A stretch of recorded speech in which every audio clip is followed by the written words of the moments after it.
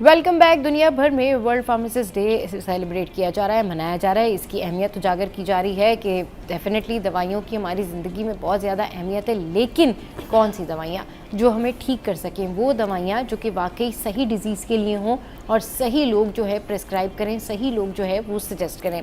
तो इसकी अहमियत पर, ओवरऑल इसके प्रोसेस पर कि किस तरह से इसकी डिस्ट्रीब्यूशन होती है, इनके जेनरिक नेम्स क्या होते हैं, इनकी कीमतें क्यों कम ज़्यादा होती हैं, इस हवाले से बात करने के लिए हमारे साथ जो हैं वो doctor Arif Ali Arai, head of pharmacy services Indus hospital health network से हैं, और उनके साथ हैं डॉक्टर सबा जावेद, मेरी हम नाम सबा और ये हैं clinical pharmacy specialist Indus hospital health network से। अस्सलाम वालेकुम, वेलकम टू द शो। कैसे हैं आप लोग? ठीक ठाक हैं सर? सबसे पहले आपसे ही शुरू करते हैं। आप ये बताएं कि मेडिसिन जो है वो ऑब्वियसली किसी भी शख्स की ज़िंदगी में, उसकी ज़िंदगी बढ़ाने में, उसकी हेल्थ को बेहतर करने में, उसके जो हेल्थ इश्यूज़ होते हैं उसको बेहतर करने के काम आती है।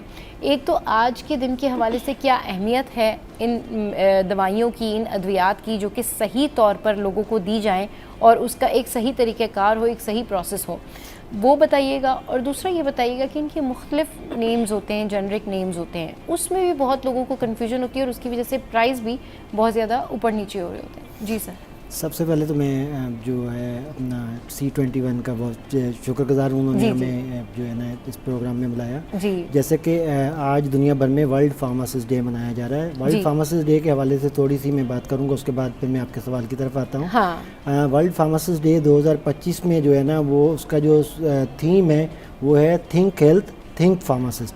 अच्छा, ठीक है। जब तक आप हेल्थ के बारे में सोचेंगे तो फार्मासिस्ट के सोचे बिना हेल्थ के बारे में नहीं सोच सकते। ठीक है, सही। तो वो जो ये थीम है, ये फार्मासिस्ट की जो इम्पोर्टेंस है हेल्थ केयर सिस्टम में, उसको बावर करवाता है। तो फार्मासिस्ट का जो रोल है, फार्मासिस्ट दुनिया भर में जो है ना वो pharmacist from manufacturing of medicine till two administration, जब तक पेशेंट दवा खाता है तब तक फार्मासिस्ट का एक रोल डिफाइन है, वो रोल अपना प्ले करता है। तो इसी तरह जो फार्मासिस्ट है, फार्मासिस्ट के हेल्थ केयर सिस्टम में अगर देखा जाए तो हेल्थ केयर सिस्टम में हमारे पास फार्मासिस्ट हॉस्पिटल्स में जो प्राइमरी, सेकेंडरी और टर्शियरी केयर के जो सेटअप्स होते हैं उसमें फार्मासिस्ट अपना एक रोल प्ले कर रहा होता है। दुनिया भर में उसकी बहुत ज़्यादा इंपॉर्टेंस है।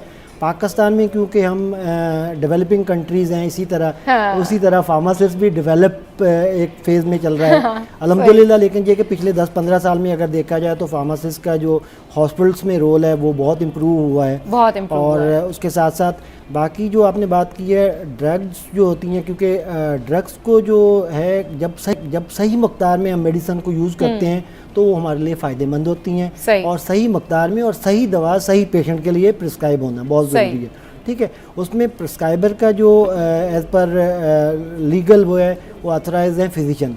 लेकिन जारी बात है कि प्रिस्क्राइबिंग में प्रिस्क्रिप्शन एरर भी होते हैं, दुनिया भर में होते हैं। प्रिस्क्रिप्शन एरर हैं, डिस्पेंसिंग एरर हैं, और उसके साथ साथ जो है ना वो एडमिनिस्ट्रेशन एरर है। तीनों को मिला के जब हम बात करते हैं तो वो बन जाता है मेडिकेशन एरर। तो दुनिया भर में तीसरा जो है ना सबसे बड़ा जो काज है डेथ का, वो है मेडिकेशन एरर।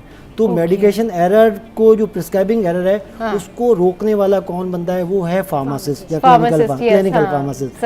डॉक्टर अगर प्रिस्क्राइबिंग एरर करता है तो फार्मासिस्ट उसको चेक करता है, और उसमें अगर कोई डोज अंडर डोज है, कोई ओवर डोज है, क्योंकि हॉस्पिटल में जो पेशेंट्स आते हैं वो सही होने के लिए आते हैं, और हम जितने भी हेल्थ केयर प्रोफेशनल हैं अगर वो कोलिबरेटिवली, क्योंकि एक ट्रायका है हेल्थ केयर का, फार्मासिस्ट जिसमें शामिल है, फिजिशियन है, नर्सेस हैं, ट्रायका जब यूनिफॉर्मली काम करेगा तो पेशेंट सेंटर्ड काम करेगा, पेशेंट उनका फोकस होगा, और पेशेंट सेंटर्ड होगा तो पेशेंट सेहतयाब हो जाएगा। अगर ट्रायका डिस्टर्ब होगा, कुछ जगहों पे ऐसा था, मेरा ये कहना है कि जो हॉस्पिटल अपने आप को बोलता है कि मैं बहुत अच्छा इंटरनेशनल स्टैंडर्ड्स को डेवलप करता हुआ हॉस्पिटल बना, उसकी अगर फार्मेसी और फार्मासिस्ट हॉस्पिटल में नहीं है तो वो डेवलप हॉस्पिटल कंसीडर नहीं सही है। इसी तरह जो ड्रग्स, आपका जो सवाल था, तो ड्रग्स एज पर ड्रैप के जो ड्रग्स रजिस्टर्ड होती हैं, वो सारी ड्रग्स इक्विवेलेंट होनी चाहिए। ठीक है, उनके जो अफादियत है वो बराबर होनी चाहिए, और उसी लिए एक जारी बात है कि मल्टीनेशनल कंपनी की दवा महंगी होती है क्योंकि वो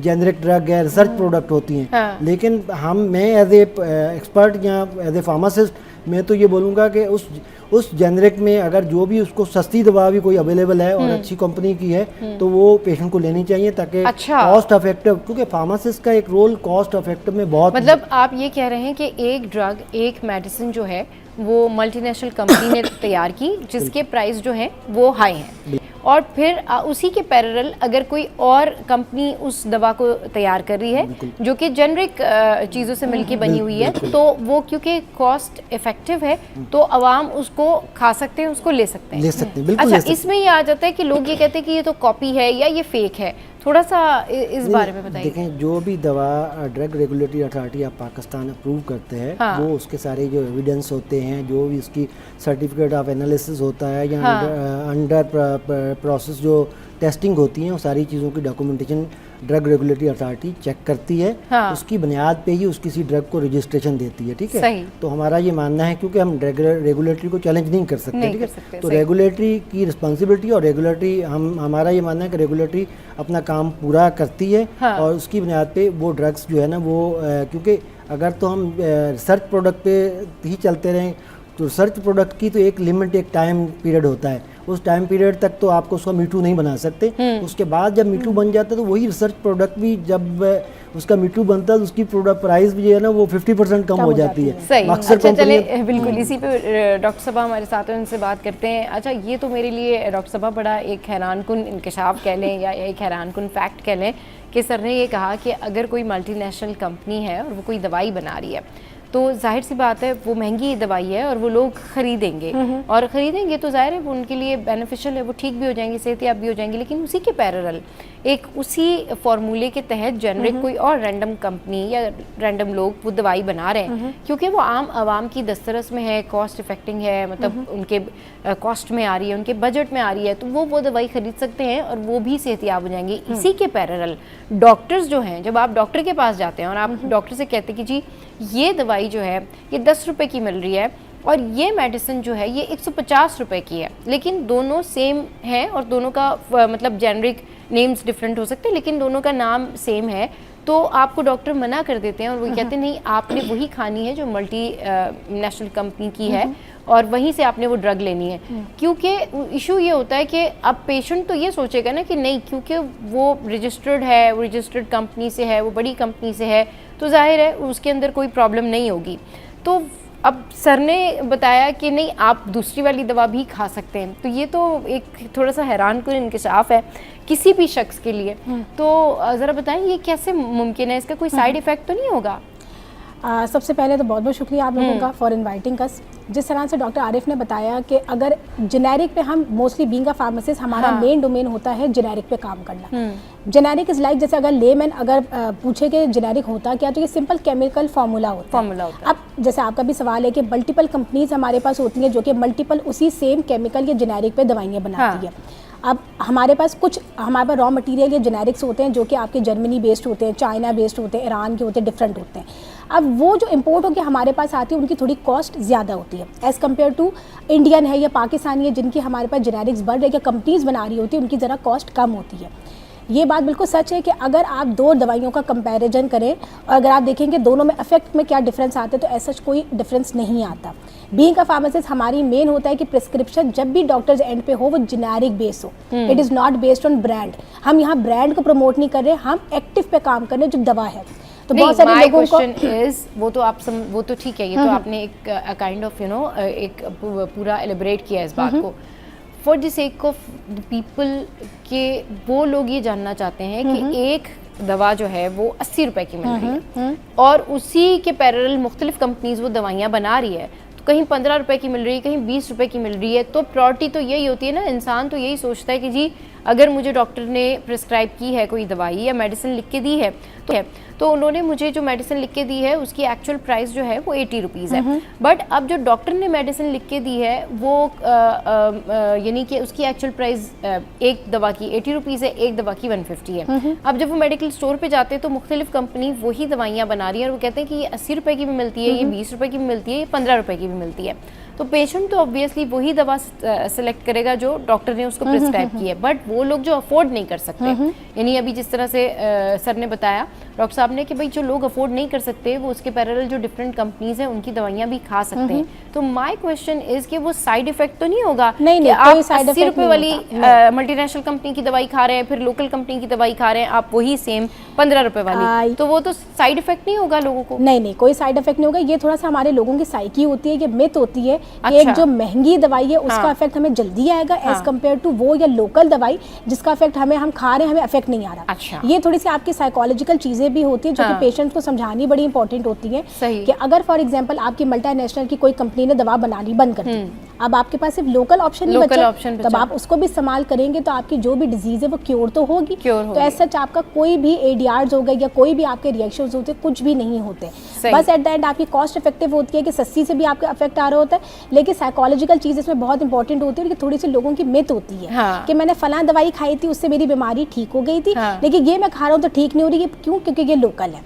सही। कुछ कंडीशंस होती हैं जिसमें अगर आपका जैसे सीजर्स होते हैं, बच्चों को मिर्गी के झटके पड़ रहे होते हैं अडल्ट्स में, किसी कंडीशंस में होता है कि आपका जो महंगी दवाइयाँ होती हैं या आपका जो जेनेरिक ज़्यादा महंगे होते हैं, अगर वो उस पर सेट होते हैं और अगर वो वहाँ से स्विच करें किसी लोकल दवाई पे, क्योंकि हर कंपनी के थोड़े से एक्सीपियंट्स में प्लस माइनस एडिशन और आपके डिलीशन होती हैं, तो उसमें कहीं पर जाके आपका इफेक्ट आता है कि वो उस पर सेम आपका इफेक्ट अचीव नहीं होता, लेकिन ये बहुत रेयरली होता है। ज़्यादातर क्रॉनिक कंडीशंस पे ये देखा जाता है, लेकिन अगर आप एक्यूट कंडीशन में रहे हैं 5 से 7 दिन तक अगर आपने कोई एंटीबायोटिक्स का कोर्स करना है तो ऐसा आपका कोई भी इस पर फर्क नहीं आता।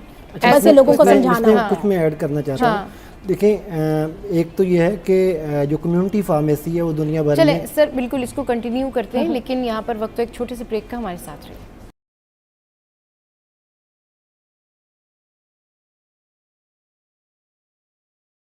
Welcome back. तो भाई बात हो रही है कि अद्वियात की अहमियत बहुत ज़्यादा है, लेकिन अद्वियात को सही इस्तेमाल करना और फिर किसी अच्छे डॉक्टर का मिल जाना जो कि आपको सही मेडिसिन प्रिस्क्राइब करे, ये बड़ा ज़रूरी है।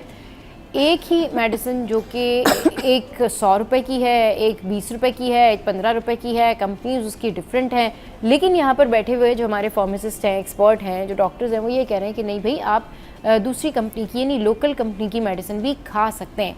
सर ब्रेक से पहले आप अपनी डिस्कशन कंटिन्यू कर रहे थे, मैं चाहूँगी कि आप अपनी डिस्कशन कंटिन्यू करें। मैं क्योंकि इसमें दोबारा जो है ना रोल ऑफ फार्मासिस्ट है उसको थोड़ा सा एक्सप्लोर करूँगा इसमें, क्योंकि जो हॉस्पिटल में फार्मासिस्ट बैठा हुआ है, जो एक कमेटी होती है फार्मेसी एंड थेरेपेटिक कमेटी, उसका जो सेक्रेटरी या को ड्राइवर जिसको बोलें कि वो एक फार्मासिस्ट होता है, वो फार्मासिस्ट कमेटी को लेकर चलता है। उस हॉस्पिटल में जब भी कोई दवा ऐड होती है, फॉर्मुलरी का पार्ट बनती है, वो फार्मासिस्ट और उसके साथ साथ वो कमेटी और जो क्या नाम है टेक्निकल लोग हैं उसके साथ टेक्निकल असेसमेंट की बुनियाद पे, क्योंकि जैसे अगर कोई चैरिटेबल ऑर्गेनाइजेशन है उसमें जारी बात है कि वो दवा फ्री में दे रहा है, तो वो फ्री वाली दवा जो है वो उसको क्या नाम है वो तो कॉस्ट इफेक्टिव फैक्टर देखता है, ठीक है। तो उसको सामने रखते हुए वो फार्मासिस्ट उस जो जेनरिक की बुनियाद पे ब्रांड जो कॉस्ट इफेक्टिव ब्रांड होता है उसको फॉर्मूले में ऐड करता है। वो जब वही डॉक्टर जो उस हॉस्पिटल में उस दवाई को यूज़ करवाता है, तो उससे तो वो पेशेंट सेहतयाब होते हैं।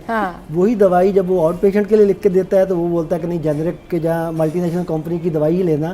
तो वो थोड़ा सा इसमें मसला है, जैसे डॉक्टर सबा ने अभी थोड़ी देर पहले बोला कि लोगों की साइकोलॉजिकल वो चीज़ होती है, लेकिन अगर टेक्निकल देखा जाए तो टेक्निकल में तो दोनों दवाइयाँ बराबर है, क्योंकि ड्रैप ने उसको रजिस्टर किया। फिर पैरेलल क्योंकि पाकिस्तान में हमारे पास कम्युनिटी फार्मेसी का जो रोल है वो एक्सप्लोर अभी हो रहा है, क्योंकि कम्युनिटी फार्मेसी पहले डेवलप नहीं थी, अब बहुत सारी कंपनीज कम्युनिटी फार्मेसीज जो है ना वो एम्पावर्स हो रही हैं। तो कम्युनिटी फार्मेसी में जो फार्मासिस्ट खड़ा हुआ है वो पेशेंट की बेहतर हेल्प कर सकता है कि कौन सी दवाई लेनी है उस जेनरिक में। जैसे डॉक्टर सबा ने बोला तो अभी जो है वो पहले जुल्फकार अली भुट्टो साहब के दौर में ये तय हो गया था कि जेनरिक पे ड्रग प्रिस्क्राइब होगी, उसकी इम्प्लीमेंटेशन नहीं हो पाई। अब फिर जो है ना वो एक रिपोर्ट शेयर हुई है WHO की पाकिस्तान के साथ, जिसमें उन्होंने फोकस करवाया कि पाकिस्तान में आप जेनरिक बेस्ड ड्रग प्रिस्क्रिप्शन को फोकस करवाएं। क्योंकि इसी तरह क्योंकि फार्मासिस्ट का जो कॉस्ट इफेक्टिव पे एक रोल है, अगर हॉस्पिटल में हम देखते हैं तो फार्मासिस्ट की वजह से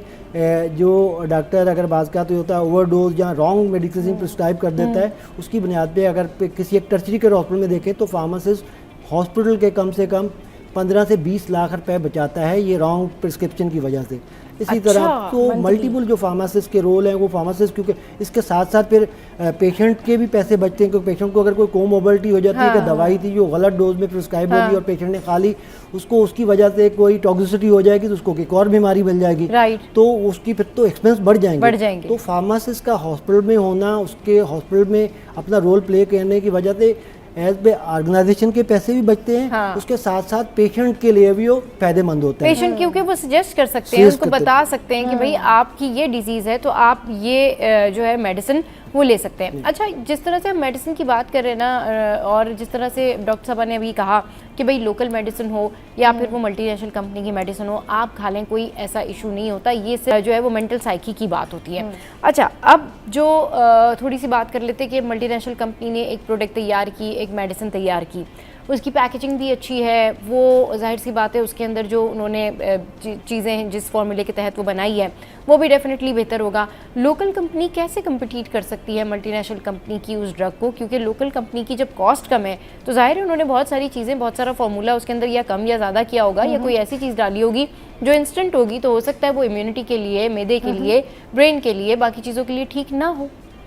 देखिए अगर क्योंकि एक मेडिसिन जो आपको 80 रुपीज़ की मिल रही है, दूसरी कंपनी वही मेडिसिन आपको 15 रुपीज़ की दे रही है, तो हाउ कैन इट पॉसिबल कि भाई दोनों की जो क्वालिटी है वो सेम हो।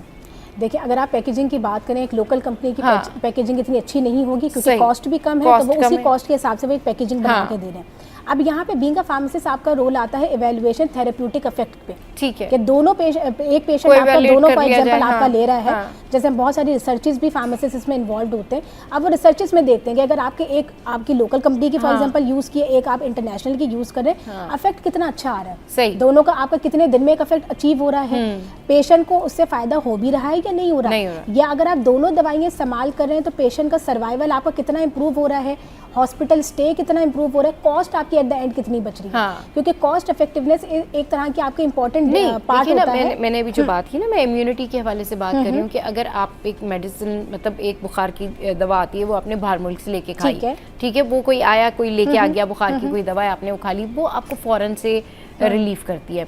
आपने फिर लोकल मेडिसिन जब ली तो वो आपको ठीक कर रही है, नहीं कर रही है, कम हो रहा है, बुखार ज़्यादा हो रहा है, मतलब आप you are not perfectly fine, आप फील ही नहीं कर रहे कि आप ठीक है, तो फिर ह्यूज डिफरेंस तो हो गया ना।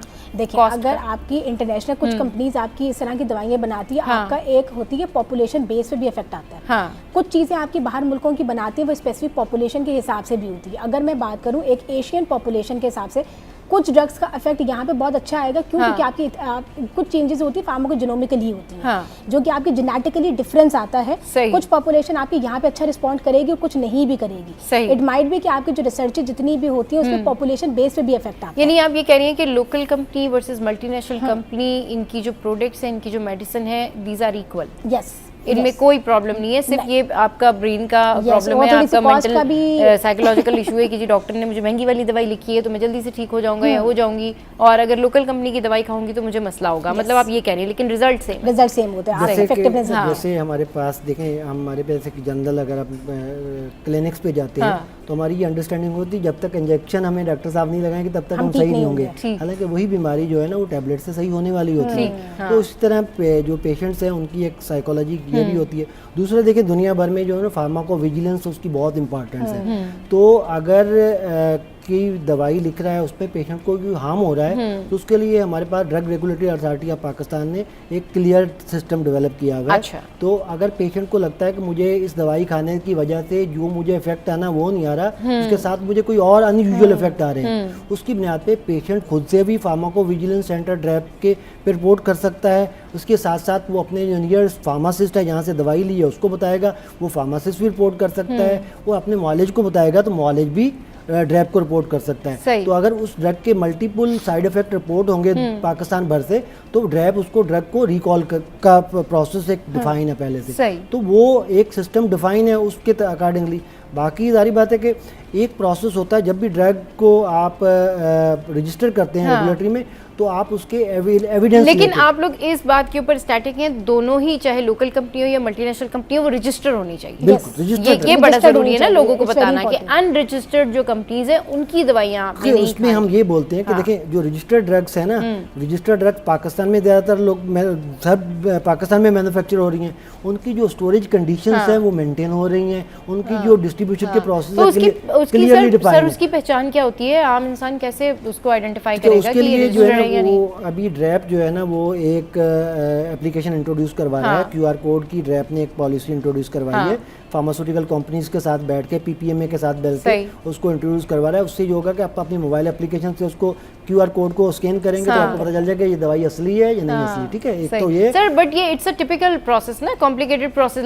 जो भी जा रहा होता है मेडिकल स्टोर यूजुअली जल्दी में ही जा रहे होते हैं, इमरजेंसी में ही जा रहे होते हैं, अब वो कहाँ मोबाइल निकाल के क्यूआर कोड जो है वो स्कैन करें, फिर उसको चेक करें, इतना क्रॉस चेक करें, तो वो वैसे ही उसकी क्या पहचान होती है अनरजिस्टर्ड दवाओं की? उसके लिए यह है कि जो आपके इलाके की अच्छी फार्मेसी है, ठीक है, उस फार्मेसी को आप प्रिफर्ड करें, वहाँ से जाके जहाँ फार्मासिस्ट है, जहाँ फार्मासिस्ट होगा कोशिश हो वहाँ ये नहीं होगी कि वहाँ अनरजिस्टर्ड ड्रग्स नहीं होंगी। ठीक है, तो वहाँ अपनी अच्छी फार्मेसी, आजकल तो हमने वैसे मैंने बोला कि कम्युनिटी फार्मेसी डेवलप हो रही है। कम्युनिटी फार्मेसी एक नाम है, ब्रांड बन रहे हैं ना, तो ब्रांड कभी भी आपको इलीगल काम में किसी में इन्वॉल्व नहीं करेगा और वो प्रॉपर फार्मासिस्ट रखेगा फिर उसी जगह पे, क्योंकि जो ड्रग की जो स्टोरेज होती हैं अगर वो भी अप्रोप्रिएट नहीं है, अगर एग्जांपल दे रहा हूँ, नवाबशाह का टेम्परेचर होता है 50+, 50+ में जब दवाइयाँ वो स्टोर करता है, जब हम विजिट करते हैं तो वहाँ एयर कंडीशनिंग नहीं लगी होती, तो वहाँ अल्टीमेट कहीं नेशनल कंपनी की दवाई है मल्टीनेशनल की, वो दवा का उसका इफेक्ट कम हो जाएगा क्योंकि उसकी स्टोरेज कंडीशन भी मेंटेन, स्टोरेज कंडीशन भी देखनी होती है। बहुत शुक्रिया डॉक्टर साहब हमारे शो पर आए। डॉक्टर साहब हमारे शो पर आई हैं और भाई बात यही है कि आप लोगों ने दवाएं बड़े देखभाल के खानी है और कोशिश करें, अगर आपकी इस्तिताअत है और आपको प्रॉब्लम नहीं है तो आप मल्टीनेशनल कंपनीज़ की जो दवाएं, जो रजिस्टर्ड कंपनीज़ की दवाएं वो खाएं और भाई आप डॉक्टर से पूछ के खाएं। आप जो अपना प्रिस्क्रिप्शन होता है वो प्रॉपर आप लेके जाएं। ये ना करें कि आप गली महल्ले के जो लोग बैठे होते हैं लाइक मेडिकल स्टोर वाले उनसे पूछ के सेल्फ मेडिकेशन ना करें और डॉक्टर हजरात जो है वो ये सोच के मेडिसिन लिखें कि लोगों को इस तरह की मेडिसिन लिखें कि वो उनकी जेब पे भारी ना हो। बहुत शुक्रिया आप दोनों शो पर आए। चलिए जी, यहाँ वक्त है एक ब्रेक का, ब्रेक के बाद वापस आएंगे और फिर आज बातें करेंगे जी घर को कैसे सजाएं, कैसे बनाएं और घर की सजावट में कौन कौन सी चीज़ें अहम किरदार अदा करती हैं। Stay with us.